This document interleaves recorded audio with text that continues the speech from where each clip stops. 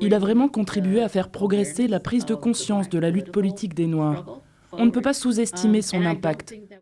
C'est l'une de ses dernières apparitions publiques. En août 2024, diminué par la maladie de Parkinson, il avait néanmoins tenu à soutenir la démocrate Kamala Harris, la première candidate afro-américaine à la présidence des États-Unis.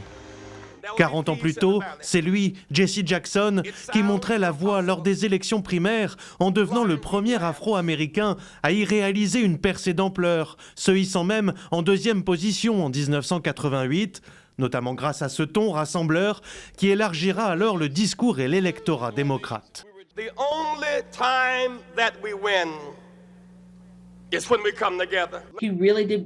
Il a vraiment contribué à faire progresser la prise de conscience de la lutte politique des Noirs. On ne peut pas sous-estimer son impact, ne serait-ce que par sa candidature.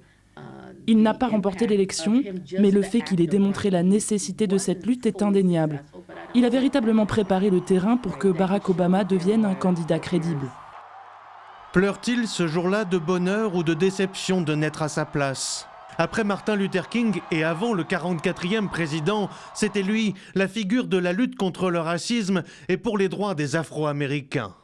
Né en 1941 à Greenville, dans une Caroline du Sud où règne la ségrégation, il rentre à l'université au moment où le mouvement pour les droits civiques prend son envol aux États-Unis.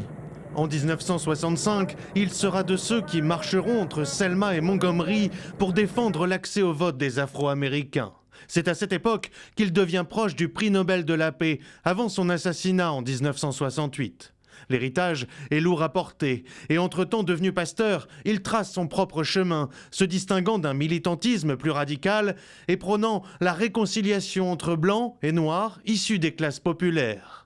Une position à l'aile gauche des démocrates qu'il double d'une pensée altermondialiste et tournée vers l'international à partir des années 80, en combattant par exemple fermement l'apartheid en vigueur en Afrique du Sud.